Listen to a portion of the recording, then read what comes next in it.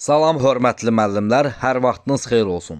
Mən müəllimlərin işə qəbulu və sertifikasiyası üzrə repetitor tarix müəllimi Rəhman Polad. Tarixi şəxsiyyətlərlə bağlı uyğunsuzluğu müəyyən edin başlığı altında tərtib etmiş olduğum və tarix ictimaiyyəti ilə bölüşdüyüm bu testin izahını sizlərə təqdim edirəm. Qeyd edim ki, bu test formatı yeni dizaynda olan, son illərdə müəllimlərin işə qəbul imtahanında istifadə olunan bir test formatıdır və mahiyyəti etibarilə yeni yüksək çətinlikli test kateqoriyasına daxil olan bir növ hesab olunmaqdadır. Diqqətli yanaşmaq lazımdır. Testin şərtinə və şərtlərdən də əlavə bizdən tələb olunan testdə bəli, xeyr ifadələrinin hansı hadisələrlə, hansı səbəb-nəticə əlaqələri ilə uyğun olub olmaması ilə bağlı. Keçirik testimizin izahına. Deməli, Xosrov Ənuşirəvan Sasani hökmdarı 531-579-cu illərdə hakimiyyətdə olmuşdu və o 6-cı əsrin ortalarında bir sıra islahatlar, inzibati sahədə, torpaq islahatı, vergi sahəsində islahatlar həyat keçirmişdi. Bu islahatlardan biri də inzibati islahat idi. Məhz onun keçirmiş olduğu inzibati islahata görə 4 canişinlik yaradılır, yəni kustaklık yaradılır və onlardan da biri Azərbaycan, Adurbaqan kustaklığı olur. Bu eyni zamanda həmçinin şimal kustaklığı, şimal canişinliyi də adlanırdı. Şimal canişinliyinin də başı, yəni hakimi Adurbaqan şah adlanırdı. Məhz Atropatena və Albaniya dövləti də həmin o şimal canişinliyinin tərkibində idi. Lakin testdə nə qeyd olunub? Testdə qeyd olunub ki, Cənub hakimliyinin canişinliyinin hakimi Adurbaqan şah adlanırdı. Bu səhvdir. Qarşısında nə var? Xeyr var. Lakin bizdə şərtdə nə soruşur? Tarixi şəxsiyyətlərlə bağlı uyğunsuzluğu müəyyən edin. Bu səhvdir, qarşısında da xeyr yazılıb. Deməli, bizim bu testlə bağlı bir işimiz yoxdur. Bizə səhv lazımdır. Test səhvdir, cənub canişinliyi deyil, şimal canişinliyidir. Amma bunun qarşısında bəli olsaydı, biz onu uyğunsuz variant kimi götürə bilərdik. Ona görə də biz bunu uyğunsuz variant kimi götürməyəcəyik. Onsuz da qarşısında xeyr yazılıb, yəni onsuz da bu səhv götürülüb. İkinci testə baxırıq. İkinci Vaçi. Firuz Şaha hədiyyə etmək məqsədi ilə Bərdə şəhərini saldırdı və şəhəri Firuzabad adlandırdı. Arşaki Alban hökmdarı 2. Vaçi 444-463-cü illərdə hakimiyyətdə olmuşdur və o 5-ci əsrin ortalarında şimaldan gələn hücumlar səbəbilə mövcud paytaxt Qəbələnin siyasi və iqtisadi əhəmiyyətinin nisbətən azaldığını müşahidə etmiş və yeni bir şəhər saldırmışdı və paytaxtda oraya köçürmüşdü. Bu şəhər Bərdə şəhəri idi. Bu şəhəri saldırmaqda onun məqsədi şimaldan gələn tayfalarla bağlı, hücumlarla bağlı olub. Yəni onun məqsədi Firuz Şah üçün paytaxt saldırsın və yaxud şəhər saldırsın. Bu məqsəd daşımayıbdı. Lakin daha sonradan bəli, onu Firuz Şaha hədiyyə edib, onu Partav, Bərdə, Firuzabad adlandırıblar. Deməli, burada olan bəli ifadəsi yanlışdır. Niyə görə? Çünki axı Firuz Şaha hədiyyə etmək məqsədi ilə deyil. Bunun məqsədi. Bunun məqsədi şimaldan gələn hücumlarla bağlı həmin şəhər saldırmışdı. Buna görə də bu cavab səhvdir. Çünki qarşısında bəli ifadəsi var. Deməli, 2 səhvdir. Keçdik üçüncüsünə. Əbusac Divdad. Əbusac Divdad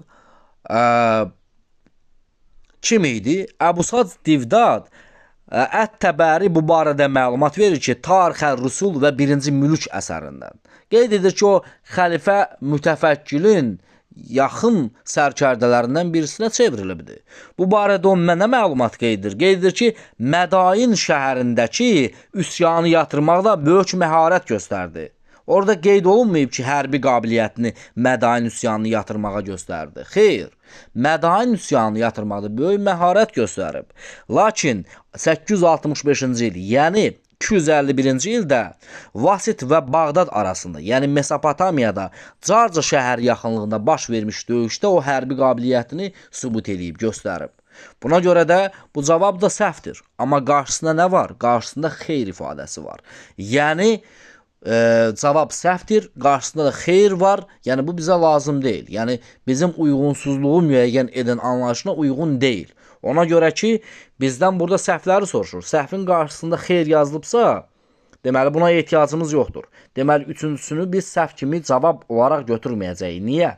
Çünki hərbi qabiliyyət ifadəsi yanlışdır, amma yanlışın da qarşısında xeyr yazılıb. Deməli o bunun təsdiq edir. Dördüncüsünə baxaq. Attila. Attila 434-453-cü ildə Avropa Hun, Qərbi Hun imperatorluğunun başçısı olubdu. Özünü Tanrı qırmancı adlandırmayıb.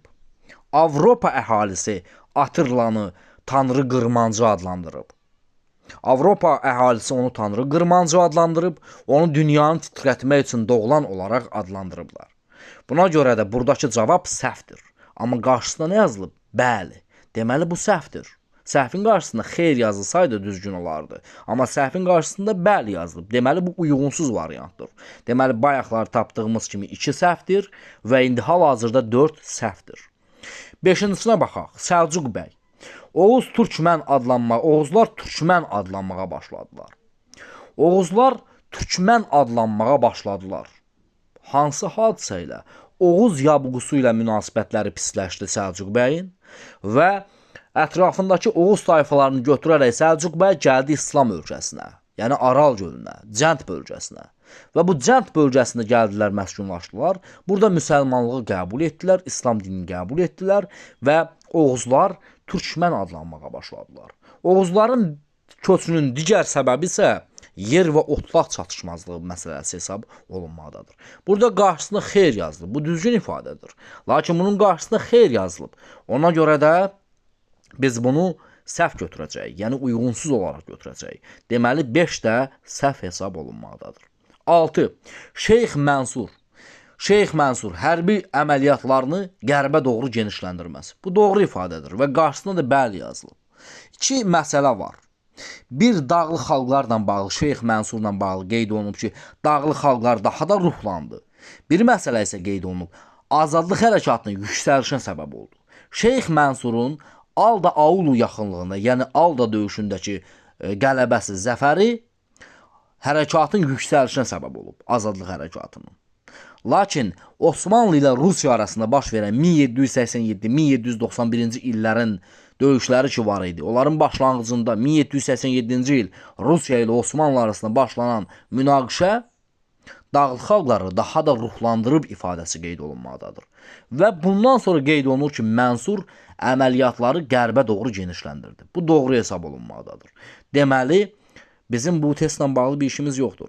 Bizim səhv cavablarımız hansılar oldu? Bizim səhv cavablarımız oldu 2, oldu 4, oldu 5. 2 ona görə ki, Firuz Şaha hədiyyə etmək məqsədindən deyil, şimaldan gələn hücumlar səbəbi ilə o həmin şəhəri saldırmışdı. Qarşısında bəli ifadəsi var, amma cavab xeyr olmalıydı, səhvdir bu. Ona görə də 2. 4. Özünü Tanrı qırmancı adlandırmadı. Avropa əhalisi buna o adı verdi. Tanrı qırmancı. Dünyanı titrətmək üçün də olan.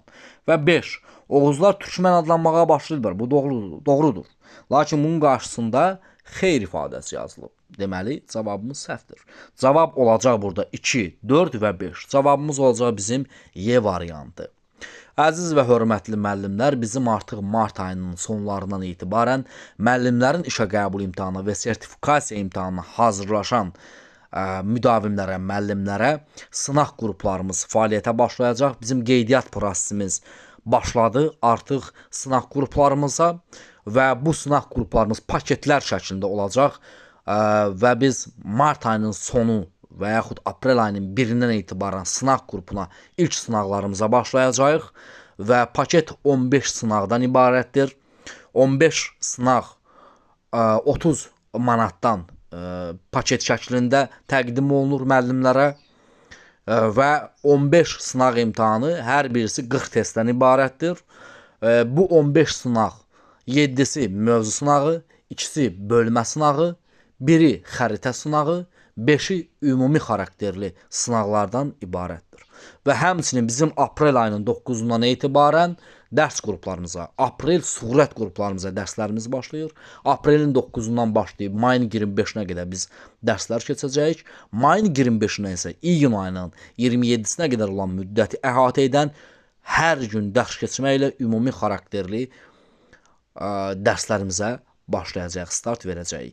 Yəni bizim martın sonu üçün nəzərdə tutulan sınaq qruplarımıza qeydiyyat başlamışdır. Bizim aprel ayının 9-da yaradılacaq olan aprel sürət qruplarımıza, dərs qruplarımıza qeydiyyatımız başlamışdır. Hər birinizə uğurlar.